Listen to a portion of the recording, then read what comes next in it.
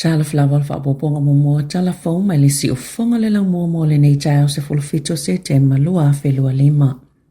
O le atau fia mo se teimi le tu mau ele malo, nisi o avanolo o mawhaiona vai tamaina mai e tamaiti New Zealand e, mai atu no o i fafo, ina ua whaailoa ina, e nisi o tamaiti na vai tama mai atu no o i fafo. A sa yeni mo lianga o ena vai tamaina mai i lato, ma whaasala ina i sawanga mātanga, o le toe teu o le pili o le vai tama mai o tamaiti, o le atau fia i whainga le saunga le mo, i e vai tama mai e tamaiti mai fafo, pe ona tali e ina e New Zealand, ma ua fola sia whaanatinati fo i lea pili. O se mata upupito la tamai e au fia se tene i titi na vai tamaina mai, na ave i ele viseno no whaimalo na ainga whai i New Zealand, e o ina so ina le ainga leo, ona olo lātou whaangai na o tangata ni au nanga mga luenga, ini whainga whaapolonga, na maawai suenga ni social workers masuyo le ofisa, e eni tamaiti sa vai tama mai, sa ave o lātou ainga ia ua vai tamaina, o lātou tutongi, ma e fo ina mātua e o atu lava ile ta ise fulu ni tamaiti, na lātou vai tamaina, e isa tasimta upuna whaailoe le leiteo New Zealand, e winga isa tene i tite se fulu tolu tau sanga le matua, na ia whaamatala ina ile oranga tamariki, lewa ainga o ie pe o se polonga ma se taifau, ma e tolu 5 manu anga ilona tino, Samoa ma whaasalaina le whale pui o na mātua whai, na Sāmoa le Minista Langolango Nicole McKee, o whaamasinonga ia tuno i fafo. Hia e loiloina ni tamaiti vai tamaanga i se ainga New Zealand, e le mawhaiona lātou mawaina i tamaiti uma whaamaumongo soltu la fono, a mātua e vai tamaina mai tamaiti, poni whaamaumongo se tamaititi o lo ilalo o se puipuinga, na Sāmoa le whaatono le ECPAT Child Alert o Eleanor Parks, wa lewa tele whaato a whaatino le awhainga,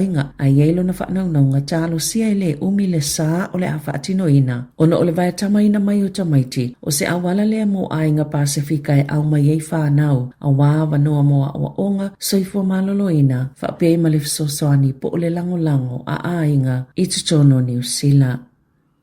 O lo omomola i titi pele leipa na ilo le National, isa saini linga le leiteo New Zealand le Reid Research, peitai ele o mawhaiona taita ia to tasi se whainga malo. Tau mau pele aveo le leipo se vaenga whai e tele ia le langolango, tasi tesima le tasi le maka o CTI, ile au whainga e tolu wha tesima le tolu pasene, pito ia le National, ile tolu lua tesima le 5 pasene, ma e tasi tesima le 8 pasene ua CTI. Pa uifo le Queens ile se fulu tesima le 8 pasene, New Zealand First, pa u ile 8 tesima le 7 pasene, ma le ACT CTI ile 7 tesima le 2 pasene, vaenga whaia Māori le wha tesima le tasi pasene, ma e tasi tesima le wha pasene ua whaai TTI. Na whaia lea saili linga mai le aso whae o atu i le aso se fulma le lua o se tema. Tau mau pele mawalunga le langolanga mo Chris Hipkins i le tofinga pāle mia i le lua tolu pasene, e oi e o tesima le 2 pasene na whaai TTI. E tesima le 8 pasene na whaapopo mo Christopher Luxon i le se fulu iwa tesima le 1 pasene, valu tesima le 1 pasene mo le te ita il New Zealand First. Ma vasamana ia Winston Peters, Chloe Swarbrick o le Queens i le 1 tesima le 5 pasene, ma David Seymour le ACT i le 5 tesima le 8 pasene.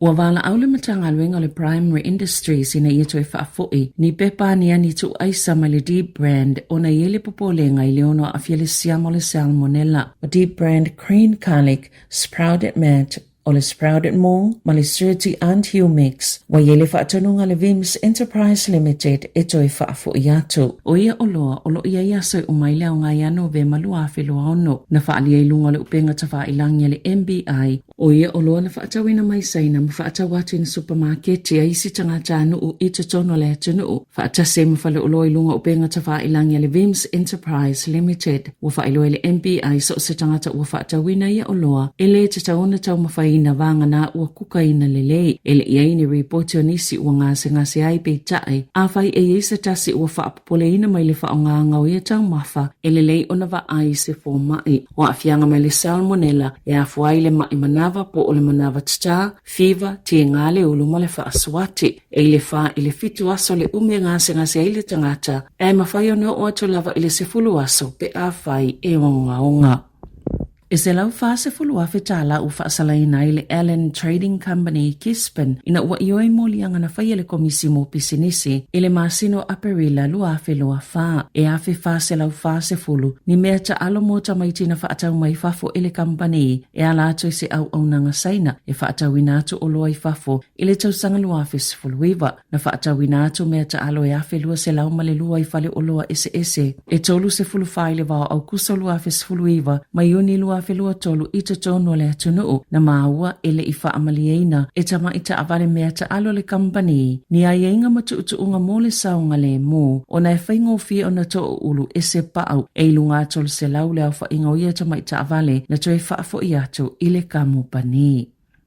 O le tuana i aio i tu lai tolu se fululua na whaamai ai le tite e a whaife au oni e ka le sia sa o latou loka pe whaamau whaatase o latou lima ini filifili i whawhane o le ofisa la minista o tupe Wellington e to ono whaife au anelikana po le Anglican Church whaapea male katoliko na whaiala latou tite e Johnsonville na o latou wala awaina i a whaia ni tapo e whaasanga ia Israelu. O la latou taulongolongo leu whaale o tele ala i la latou tite e i a whaia ni si tapo po oni sai whaasanga ia Israelu ma o se la asanga vavelea e te tau na whaia ni usila. Sa latou mulma wina le tele o le langolango mo la latou taulongolongo mai talitonunga ma whaatoatoanga ese na whaalia e whaife au. O te tono le tolu se fululua i tū lalia na tite e ai whafo le ofisa Nicola Willis, le minista o tupe, na malili wai fo inistanga tai kasa, ma uto e whaale wai la latou talo sanga ina ia whaise whilo inga po se fono, o le tali le minista, e tele ni talo sanga na wha o atu moni fono peitai, e le mawhaio na tali uma iai, o le asanga fuasa iai fo ini whaife au se to lima, na whaatino ina se tite e whaapia i whafuani o le ofisa whaito malo Simeon Brown o le National, masatu uina iai se whaalinga whaalitu la fono, o latou soli vale lea ele. E silia malfas full pasene o ni tangata na pālota. I se saililinga pitolata mai o le Reed Research aleliti o New Zealand e yelo lato manatu e te tau ia New Zealand o na amana ia se tete po se malo o Palestina e luas fululua tesimal tasi pasene na tali le ai. Ma le tolu lima tesimal faa pasene na tali e leiloa po fea e au iai. Wa whaamaoni ele iunia whaia onga o a onga tūlanga lua, o le a aso a toale te te e o latou sui i le masina fau. Na te ene le iuni se o fō tutongi ala malo anto inato, e lua te simale fitu i le whāte simale ono pasene, se si itanga o tutongi. Na saunua Liam Rutherford, le olo te ia whaatala noanga mo le iuni, o le a whaia le te e whaia onga, pule a onga, ma whaia onga whaapitoa, i le aso lua se fulu tolu o ke topa, na whaalia le komisina mo au onanga le malo, e tala ngai la latou o whanatu inato, ma lo o whaamalia i nei le tūlanga whainga tā, o le tau, o le soi fuanga.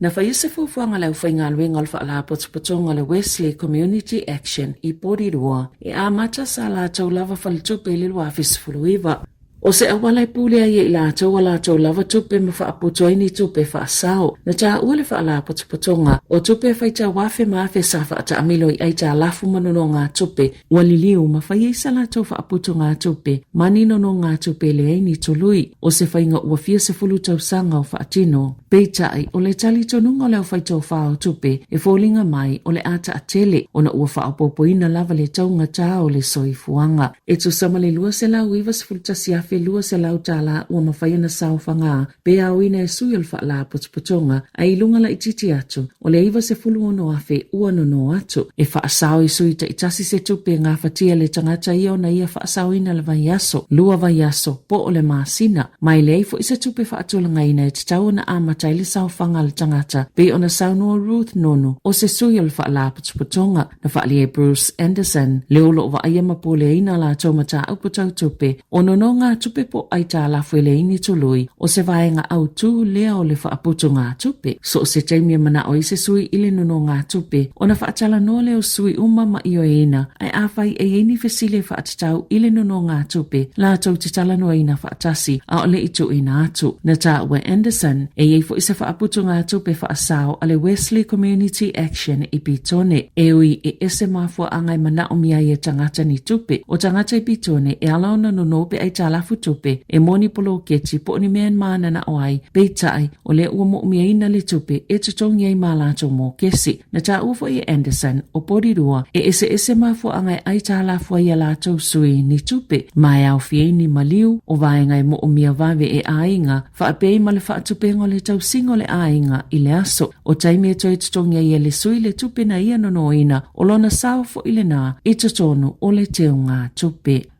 Ita alonga, ua maua Hamish Girl ni usila le pine auro isu e ngā siampini le langi Tokyo ina ua manu malo le ta alonga o le oso mawalunga i le pā po le high jump. O kere o le siampini fo ile o le Olimpeka ma o la na oso pito mawalunga e lua tesima le tolu ono mita tūlanga lua i eise taule le akorea i saute e lua tesima le tolu wha mita la mawalunga o lua i neipine auro ni usila i a ta alonga le langi. Sāmoa ina e racha tu i vasa shek le whailonga le tamta alo le New Zealand Warriors o le tau sanga ma ia tau lima ina fo i le whailonga o le Simon Mannering Medal mo le taimilona tolu i lona o langa ta alo la kapiliki o le NRL Clubman of the Year na mawale Dimitrik Vaimaunga o le NRL Rookie of the Year o Leka Halasima i le vaenga la vawalii o Api Nichols o le tene ta alo o le NRL o le tau sanga i whailonga le Warriors o le Club Woman o le tau sanga mo le NRL le tamaitai Sāmoa ina le taisha i kena sio o le Rookie of the Year i le vaenga o tamaitai sa manu malo ai i vana lau i titi. Tala fawia mai le si ufonga le lau mua mo le nei vaenga o le tai ao.